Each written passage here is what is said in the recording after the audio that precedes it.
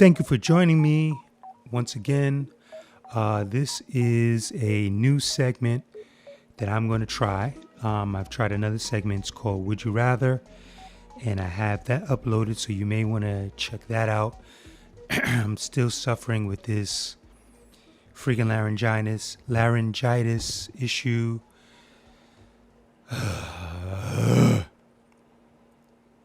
And I've been doing everything I can to get rid of it. I damn sure don't want to go see a doctor and get some bullshit pill in me, but it seems like that might end up being a possibility. It's just all phlegm related and it's all sugar related. So for those that give a fuck, cut down on artificial sugar type shit, because I knew what it was. I knew what it was when I ate, and when I had it, it's right around the time when all this crap started.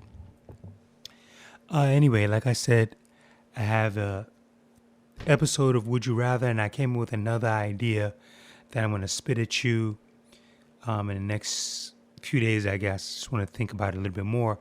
But this new idea that I'm running across with you is called guilty pleasure. A guilty pleasure is basically something that you like, and sometimes you might be ashamed to admit it. And obviously, I'm not ashamed to admit it because I'm talking about it. And if you've seen some of the films that I've commentated on, I'm not really ashamed to admit the films that I like. If it's not your cup of tea, it is what it is. This is right now is going to be more focused on our films. This one film that I think sometimes studios, they may not believe in a project, and thus they may shelve a film and you'll never see it, or instead of it going theatrical when theatrical meant something, little by little we're getting to that phase where it's not going to be as strong as it is. I say by the time 2020 happens, unless you have a big tentpole film, people aren't going to care anymore. Excuse me, because the at-home experience is really becoming closer to the theatrical experience by the size of the TVs and the projectors, if you have one, and the at-home theaters that people are creating for themselves. Anyhow, yeah, so I think that this film, studio, based on how they released it, the time that it's spent in the theater, to me demonstrated the studio didn't have a lot of faith in it. And I think that timing has a lot to do with the success of a film theatrically. I think that if this film that I'm about to name, keep your panties on, keep your underwears on, keep your shirts on, was released, I would say probably late July, more so August, I think it would have had a better reaction. Probably more so August, because they call August the basement of summer films. I think that this would have been a really cool summer film to release toward that time. It would have, I think, might have been a sleeper. The film is called The Hurricane Heist, and it was directed by Rob Marshall. Rob Marshall, who directed the film Dragon. Rob Marshall, who directed the first Fast and the Furious. Rob Marshall, who also directed the first Triple X film.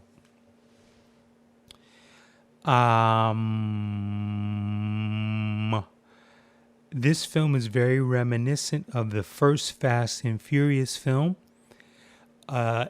Basically, the title explains it all. There's a huge hurricane coming into this small town, and a team of people get together to perform a heist on some money that's supposed to get shredded. And this team of people, they are the villains of this film. I enjoyed this film. I watched it 3 times. I didn't catch it in the theaters, and it's one of those films where, but I do remember. Now, keep in mind, this is the same person who saw Black Panther late, so I couldn't catch everything. I think this came out around the same time as Black Panther, maybe like the week before. It was a February release, and it dropped on digital even faster, I guess. Yeah, there was a very small window, so hence I didn't think that the studio had much hope for this. If they had thought about the way that the Fast and Furious took off, because it's very similar to that type of film. The reason why I like it, I like certain films that deal with disaster, like hurricanes. I love Twister. I didn't get a chance to see Geostorm. I know it got really bad reviews, but certain people that did like it, they just looked at it as I look at certain films, it's just a fun popcorn film, and that's kind of how I went into watching the Hurricane Heist. When I saw the trailer, I thought, "Oh, this looks like this could be, a fun popcorn film," just based off how they cut the trailer. Now, when you go into the film, at least from my perspective, when I went into this film, it had a number of action scenes where I think the creators got together and they said, how do we make this project interesting? We front loaded with action scenes, very interesting action scenes, maybe scenes that, things that, action that no one's seen before in this type of genre. And we're mixing it in with hurricane or rain. I know they tried it with that film with Christian Slater and Morgan Freeman. That film was like so, had a lot of bullshit in it as far as I'm concerned. Could have been something a little bit more interesting like this, like I feel that this film had. Why can't I remember her name? Maggie, it'll come to me, from Lost and from Taken. She, makes a very interesting lead character. I think they could have explained a little bit more about her background. There's something, I'm not going to do a lot of spoilers because I want you to watch this film. There's something that happened in her past that is reflective of her character, and I wish they had fleshed that out a little bit more just through character exposition, aka dialogue. She goes into a little bit, but not a lot. And it kind of reminds me of Brian's character in first Fast and Furious, or more so the second Fast and Furious, because now he has a background once he teams up with I can't remember Vin Diesel's character right now. Sorry, Vin's character at the end, and he goes rogue. And that theme carries throughout certain Fast and Furious films.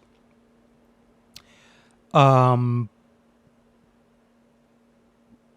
actually, now that I think about it, it's as if you took Brian and Toretto, Vincent Toretto, right? If you took Brian and Toretto and you put them in the beginning of the Hurricane Heist, and then one side is good and one side is bad, and that's kind of what gets, is the setup of the film a little bit. She is partnered up with someone, and he is dirty, in essence, and she has to thwart the heist. Like I stated, there are a number of action scenes, that I thought were very interesting and I liked. I hope you do too. Some people might look at it, it's fucking bullshit. But I mean, when you look at a majority of the films, it is what it is.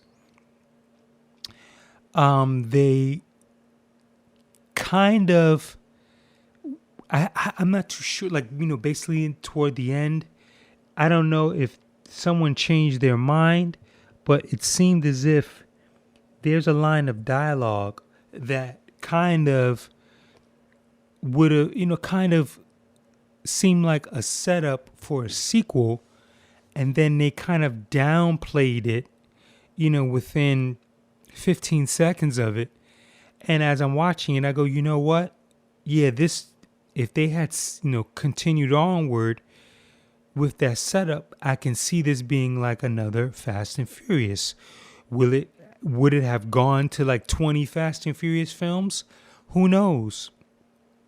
But I don't know, what the VOD and the digital VOD is digital. The DVD and Blu-ray sales are for this film, or what they're going to be in the future, for them to decide that, hey, why don't we make a sequel out of this?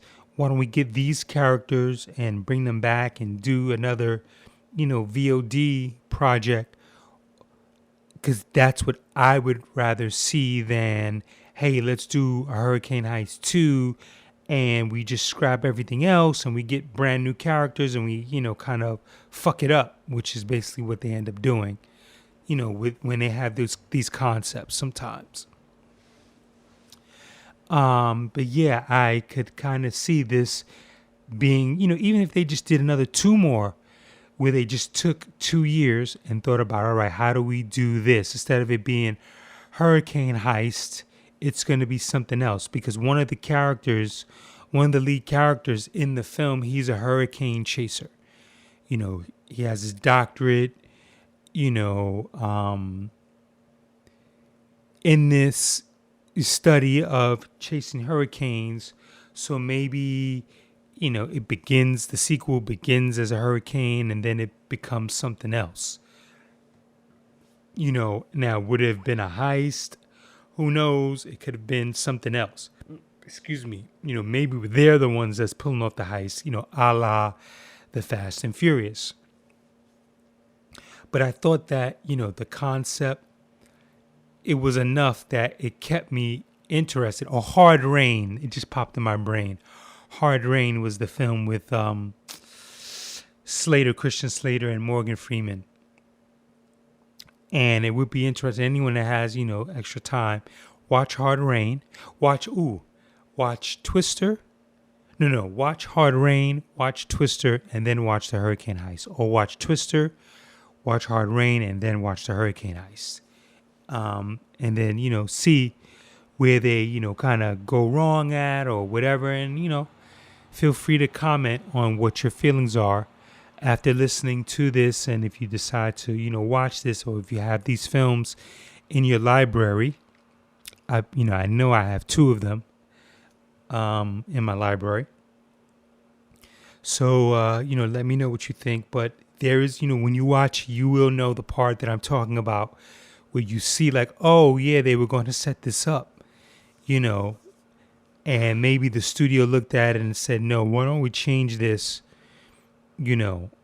or maybe the director and producers did. But I think that had they gone that direction, I could see, because I'm like, oh, they were cut, when you see it set up, my first thought was, oh, they're getting ready to set up for like a sequel, and then they pull back, and you're like, oh, like, I get this, I enjoyed this, I could see this, being as a sequel, so I think that if they had gone in that direction, I would have bought into it. You're bringing the same characters back.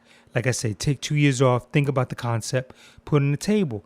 And now Rob Marshall now has another Fast and Furious type franchise that he can dig his hands into. Before, I think he left after the second one. If he did this, the third one, the one with Tokyo, I think he did. I'm not. No. Actually, he left at the first one, because he left with Vin Diesel to go do Triple X. And then the second one was Singleton with Tyrese and Paul Walker. Or the second was Tokyo Drift with Justin Lin, I think it was. And then the third one, whatever. You guys, know what I'm trying to get at. Anyway, yeah, I think he could have stuck with this and built off of this. I mean, they could still end up doing it, but I think that had they left the setup, when you see the film, the setup, how they set it up before, if they didn't pull back, I could see them setting this up, as such. And it comes at the very end of the film. So, check it out if you get a chance. That's my guilty pleasure. And it's Hurricane Heist. And, if you have some time in your hands and get some, microwave. Well, I don't really subscribe to microwave popcorn. Get some a white cheddar popcorn, or make your own cheddar popcorn, or pop your own popcorn. Sit back and chill and watch Hurricane Heist and see if you enjoyed the same way that I did. Later, guys. Later. Chabela.